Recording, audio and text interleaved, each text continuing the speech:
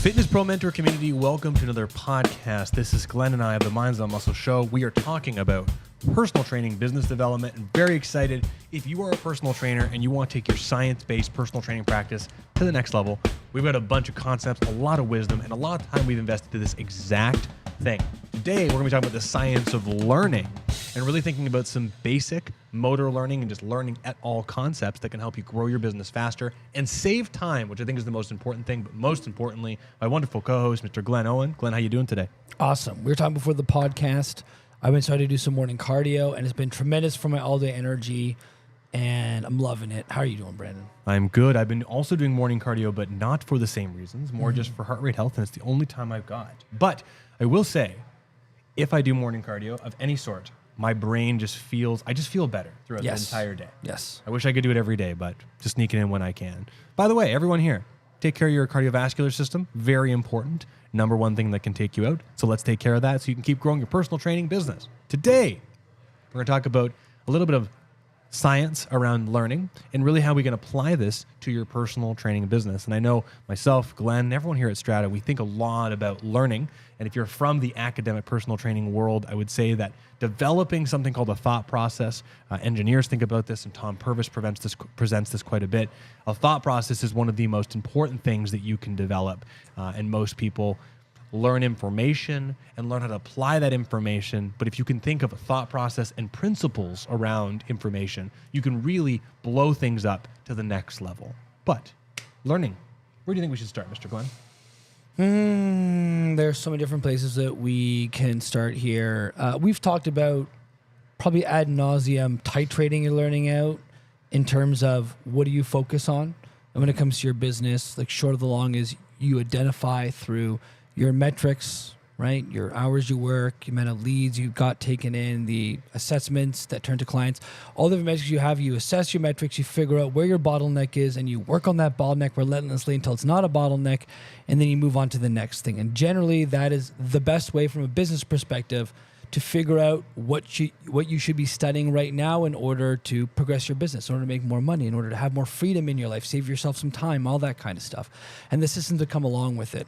So how, what to study aside, we're talking today more about what are some great tools in order to accelerate your learning process and how to organize your learning, if I'm not mistaken. So think of it this way to start off. I'm going to tell everyone, in case you don't know, my name is Brandon Green, if you haven't heard me talk before, and I play the drums. I'm a huge drum nerd. And the reason why I bring this up is if you think about developing a skill that has an open level amount of facets, right? Like you want to play football, there are specific things you can work on with football, like depending on the position. You need to be able to sprint, you need to throw a ball a specific distance, catch a ball. The skills are very important to develop in a lot of different settings, but are pretty narrow. When you take an art form, and if I said, hey, here, Glenn, make me art by 8 a.m. tomorrow, right? This extremely broad sentence, it's just huge. And if I said, Glenn, tomorrow, I want you to draw me a picture of a piece of fruit with a pencil on a piece of paper, right? Those limitations absolutely give Glenn some constraints to operate within and then blow up. As a drummer, if you're not familiar with playing the musical instruments, or you think about drumming, I have 4 limbs. Each limb can do different things, but all those limbs also need to work in harmony.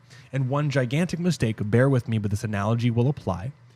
Drummers, for example, have the opportunity to play lots of different types of music, right? There's jazz swing, there's metal, there's rock music, there's practicing independence, where your body is just doing 4 different things at one time or 5 different things at one time.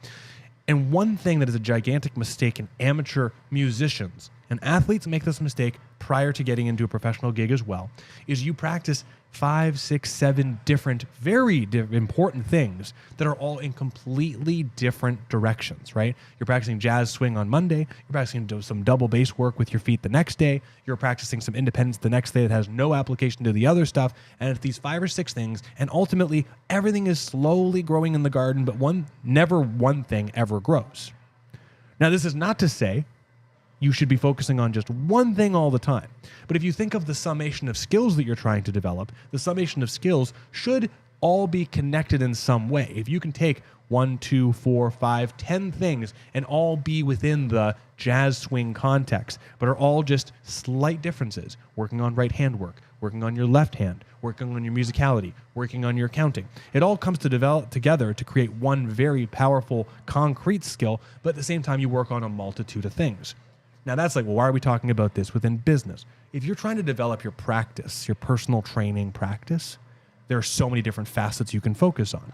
And so when you think about learning, right, the thing that I would encourage you all to think about is how can we channel this down to a very narrow focus of 1, 2, or a handful of skills that you can extrapolate to many. And the reason why this is so powerful is it saves you time, because time is really the most powerful asset that we have. You can pay for people to do website development, certain things. There are skills that you have to develop that nobody can do for you.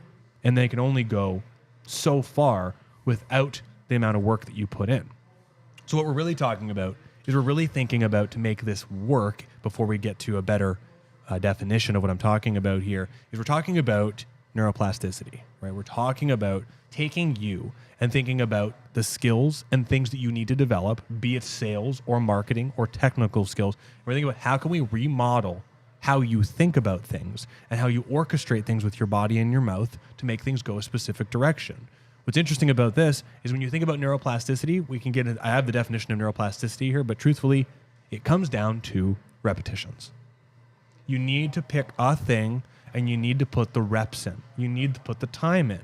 And the repetitions are extremely interesting, because if I want to get better at pain funneling via Sandler's sales process with sales, I have to practice it hundreds and hundreds and hundreds of times, right? That's why there's this kind of colloquial 10,000 hour rule, which in reality, you shouldn't practice something for 10,000 hours. You should practice it perfectly for 10,000 hours, right? Because that's how it really becomes a perfect skill.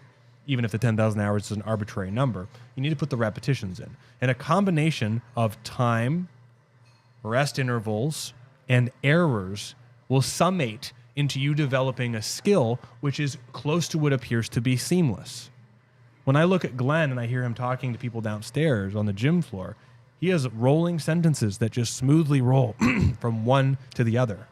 Most times. Most of the time. And if they don't roll, he makes a couple errors, corrects himself, and the next time he talks about it, doesn't make the mistake. And so when you're thinking about your business, and I would say we've made this mistake. There are so many things within business where it's like, here are all the things you need to do. Here are all the secrets. And I'm a big fan of like not having any secrets. But the problem is, if you share everything at the top of the funnel, it can be too much information.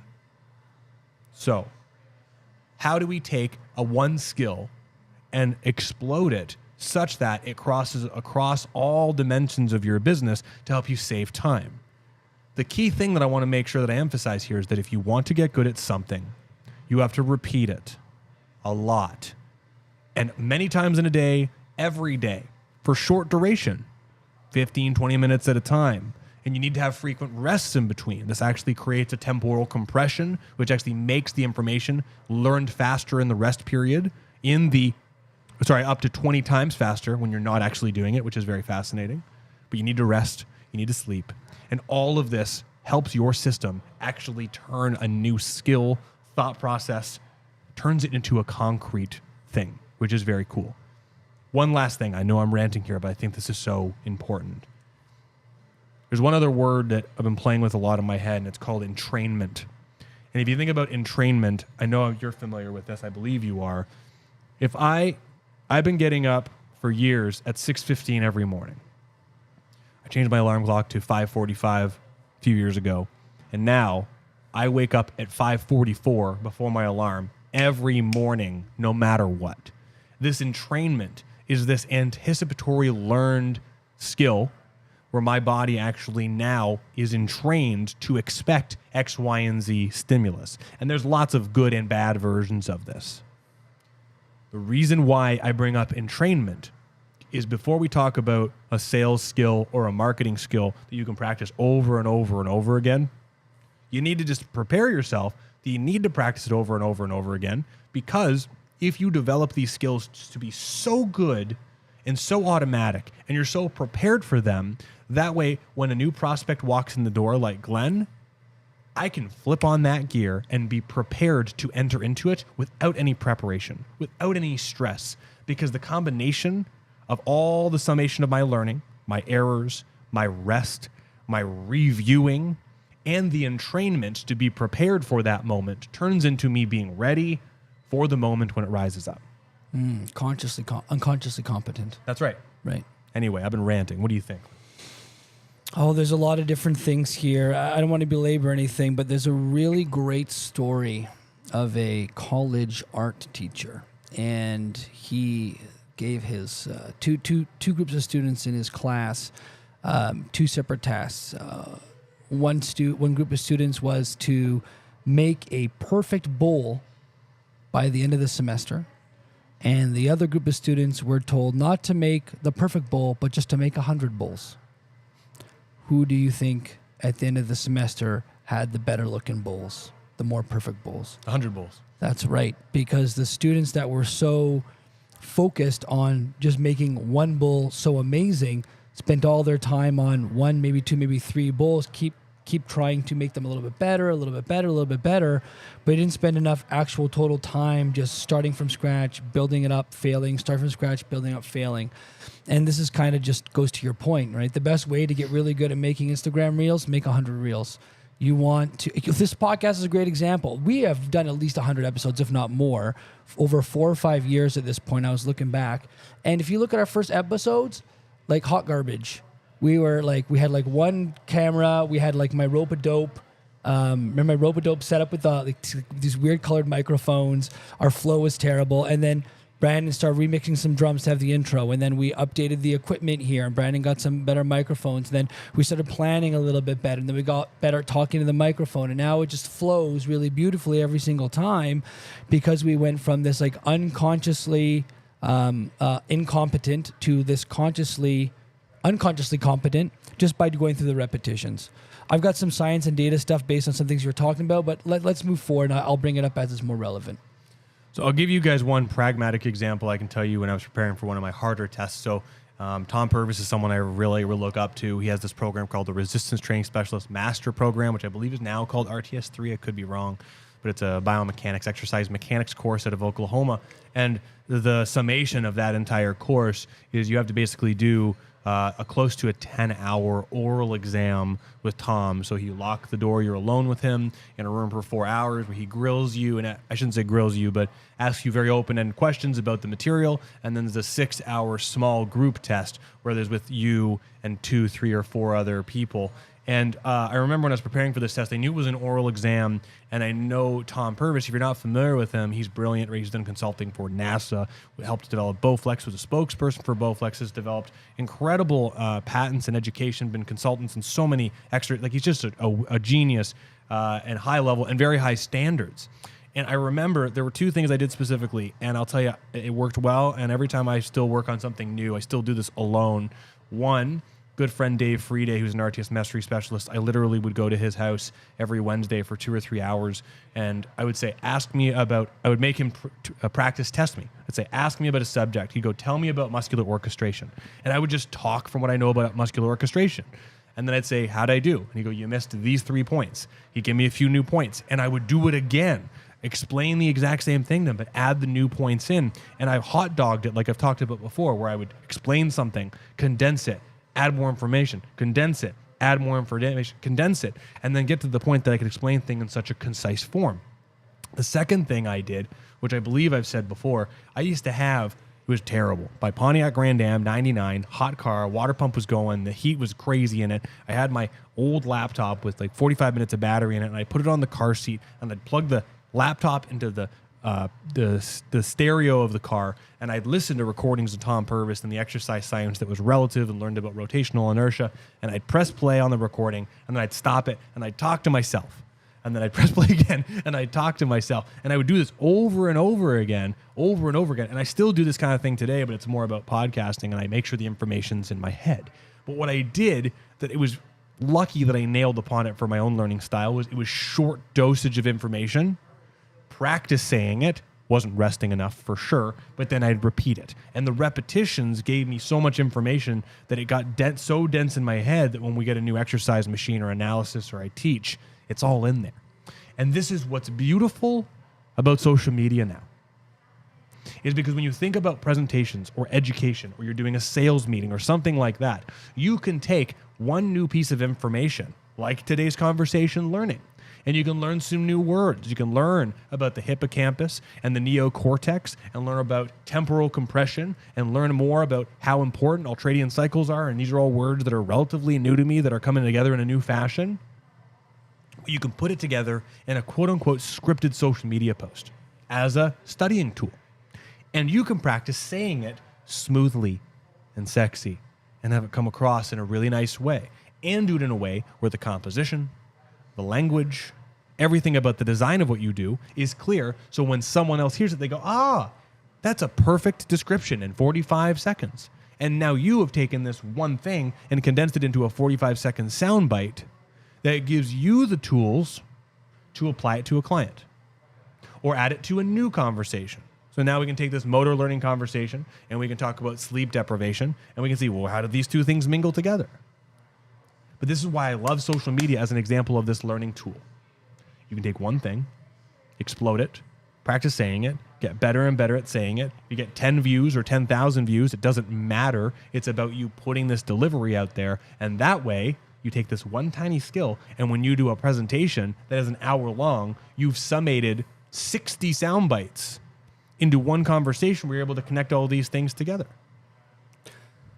You got to be okay eating shit for a while. I usually don't curse on the podcast, but it's true. You have to be. And what we've been talking about in this podcast and what you'll hear from our past podcasts is it's really not as complex as maybe you seem to think it is. There's tons of different opportunities through your day with clients on your own where you can practice a lot of these different skills, and then you take a little bit of rest, and then you actively go through it again, and then you take a little bit of rest. And you find ways to sneak it into your day until it's well entrained. I really wish it was like more complicated than that, and there was a secret, but it's really that simple, is give your brain a reason to change by practicing over and over and over again and failing some. And then when it's a little bit tired, you give yourself a bit of a rest, and then you go after it again. Do it again. And again. Do it again. And again.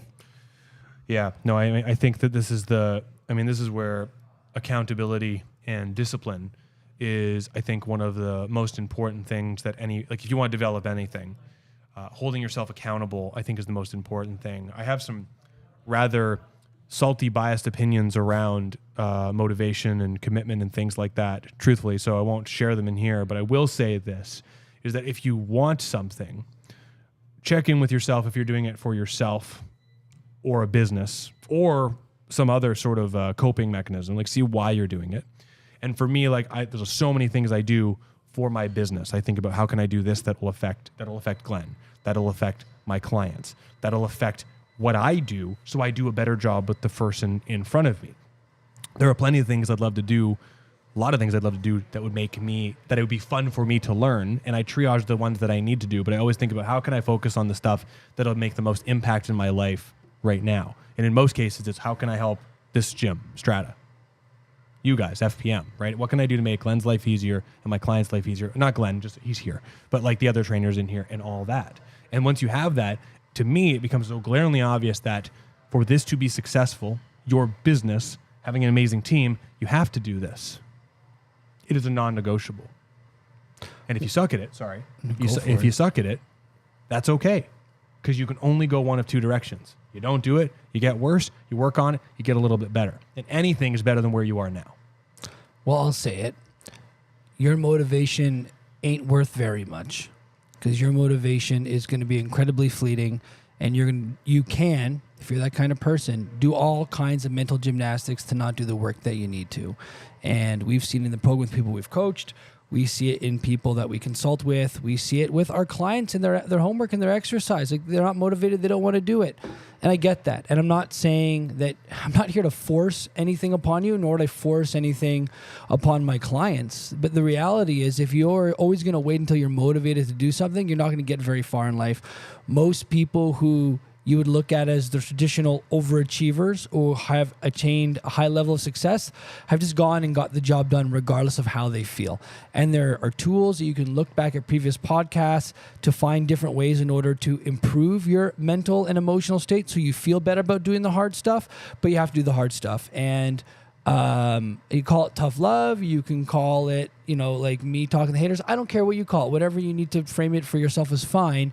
If you're just going to tiptoe around all the hard work that you don't want to do, then you're not going to have the life that you want. And the last thing that we want, and the reason we do this podcast every week, is because we don't want to see trainers in their 60s, in their 70s, wondering what could have been if they just did the thing that they know they should have been doing back then and not now. That's what it comes down to. And I'm just sick of it, man. I just want to see people be successful, and you can't rely on your motivation. You got to get committed to something, and you just got to spend some time if you need to figure out what's in the way, and then do some stuff and figure out ways to maybe make things fun. I mean, if you don't like doing Instagram and social media, that's okay. Find a way to make it fun. Talk about something that is fun for you. Do it in a way that you enjoy. Find some ways to get the work done, because if you don't like the work in this field, you should probably not be in it. That's what it comes down to. I hate to say it. You got to do the work. Sorry, Brandon. I was feeling I had to say something. I hope that's not a problem. Quickly, in summary, if you want to scale at this business and take it to the next level, there are repetitions that you have to do. They are just necessary. And if you don't do them, no matter what level of specialist or trainer you are in your rates and your demographic, wherever you are, you won't grow. You need the necessary business components, but you have to put the reps in.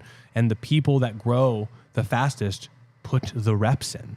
I mean, I'll be honest, I've had many people tell me that they want to be students we've had come through our program say they know who I am more personally, they know my business, and they say, I want to be where you're at.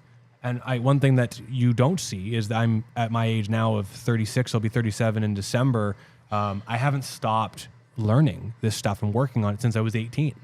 And anyone that knows me when I was 18 knows I've been grinding my teeth at this since then, because I've just been fiery about it. And it's not as a flex, but really it's a lot of time and a lot of reps and a lot of mistakes and a lot of great things. And it just takes time. But you can make that time be shorter by putting more effort in and putting more repetitions in and focusing on the key things where you're falling apart. Find your biggest weaknesses, be aware of your talents, find your biggest weaknesses, and push forward. And the best way to do that is take small things, blow them up and get really good at them, especially skills that extrapolate into a larger thing like sales or marketing. Practice it often, do it for short duration. Like if you can't do a social media post in 15 minutes, I'd work on that. Because that should be the top end it should take to do like a really high quality post with your recording and your text. Because if you do more than that, it's going to get exhausting. Then you take that skill and move on to the next thing and move on to the next thing. But do it often, take frequent rests, and in fact, try to do non-sleep deep rest or sleep right after if possible. Really helps to blow all this thing up. And truthfully, my last closing opinion is just do more. Because the more you can do, the better. Brendan, similar but different path. Have you found that the things that you initially really didn't enjoy doing, once you started doing them and you pulled yourself through the mud a little bit and you got good at them to a point where you start attaining a certain level of mastery, did you find that those things actually became way more fun to do than other stuff once you learned the skills or competent? I know you can answer the question the same way, but the answer is yes. I mean, we like to do things that we are good at, and things that you're not good at. There's a reason why you're not good at them. And sure, you can say talent. It just takes time. And my favorite thing, honestly, like if I have more, I hate saying this, if someone gave me millions of dollars and I retired tomorrow, I would just start learning a bunch of stuff that I'm terrible. Like I want to learn piano, totally inept at any sort of harmonica recognition or coordination on piano. Like I love things like that where I'm really bad, and I like challenging myself to grow at it because I know if I put the reps in, I can get good at it. And I love that process of being like, hey, I can play the piano, and a year ago I couldn't move my finger this way, Not that I can play the piano as an example. I love it. I love sucking at something. I know you do to some degree too. Yeah, I mean, like I guess the point I'm trying to make here is I used to hate sales so much. Sales was a very dirty word. I would never want to do them. I was terrible at them. People didn't want to work with me. And once I really started refining my sales process, from what we learned through the MSS, Muscle System Specialist Program to begin with, and through Sandler, the stuff that you've taught me and other different resources I've looked at, once I got to a place where I was like, I can just walk into a room with anybody who's got any kind of ailment and wants help physically and be confident that I know that I can help them, and then I've got a system to walk them through that initial consultation and be confident with every step that I'm delivering, I really enjoy it. I look forward to doing consultations now. I don't have an attachment how it's going to go, but like I find it to be really, really fun. Same with Instagram. I used to never like doing social media stuff, and now I don't mind doing it. I used to never want to make videos, and now like I really find it to be an amazing creative outlet. I think if people find that they start spending, like if you're terrible at sales, you just spend a month just diving into sales and getting good at it, and learning it, you actually find you start to enjoy this kind of stuff, and the things maybe that you've been avoiding doing that you ought to be learning become really, really fun, like really, really fun, like insanely fun. And I don't know, I would just encourage everyone to like pick the one thing that they're not too great at and dive into it for a month straight and get way better at it, and then just watch the magic happen, and then take that knowing and that success, that like, yeah, when I get better at things, I actually really enjoy doing them, and then apply that to something else, and just know that, yeah, this is going to suck right now for a bit, but it kind of fun sucks now versus like sucks. You know what I mean? That's my 2 cents. I mean, maybe that's just my brain, but I think it's a great way of looking at it. I mean, I love it, man. Like it's great to suck at something. Imagine this. There's a skill that you suck so bad at, and then you become good at, that's just another like weapon in your arsenal of smashing life and owning it. Yep. And like the more of those things that you have, the better you are in the world. And the great thing about a lot of soft skills is there's amazing stacking potential. Mm-hmm. Sales is like building rapport, communication. That just stacks very well into your training sessions. Stacks very well into every conversation, because if you're, anyways, I'm going on a tangent. Man, I love sucking at stuff. And I guess I want you to learn to love sucking at stuff too. Maybe that's a podcast we do in the future. I'll leave it there. Love to suck. We'll just play with the wording. But everyone, listen, I think this is a good place to put a pin in this for this conversation. Please go put the reps in. But first and foremost, before we wrap up, if you're new here, if you're hearing this for the first time, right, Glenn and I like to do picks of the week, things that are important to us and we're excited about. I will go. Do you have a pick of the week? Yeah, but you go first. I always go first. I'm going to be honest. It's a little bit cliche if you're at the facility, but we just got gifted from someone a Nautilus rotary shoulder, which is a really epic machine. Old machine, high value, very rare. It is ridiculous. I have to be honest. I have never felt my shoulders as much as I have on that machine because I can focus on the output in a way.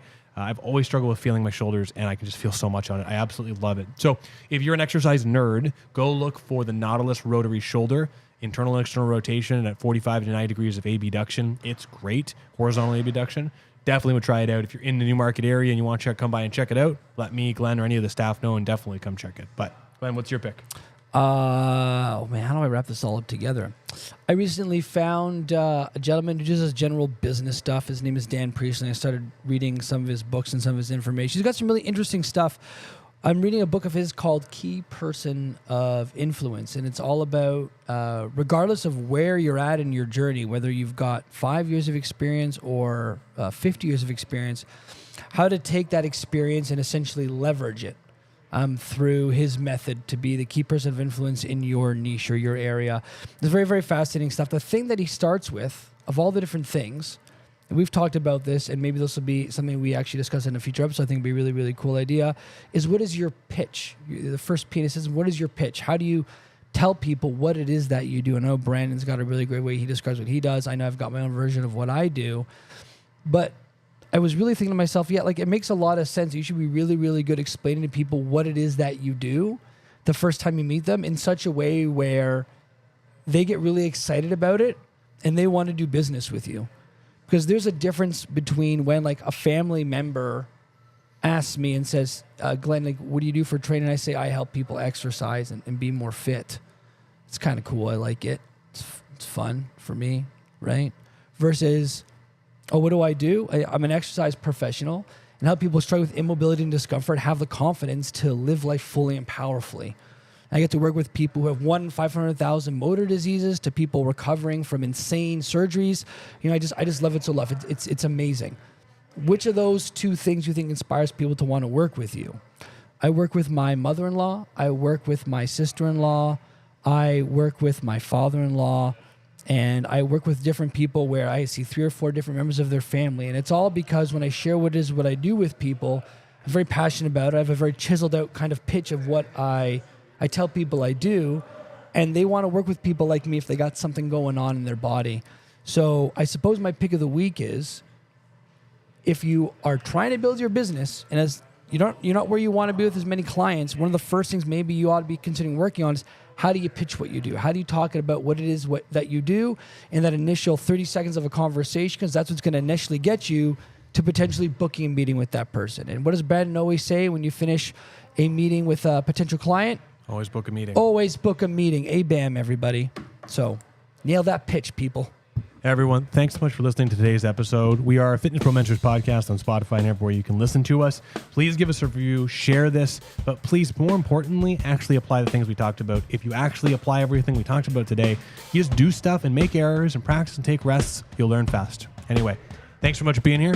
We'll see you soon. Learn to enjoy the process, everybody.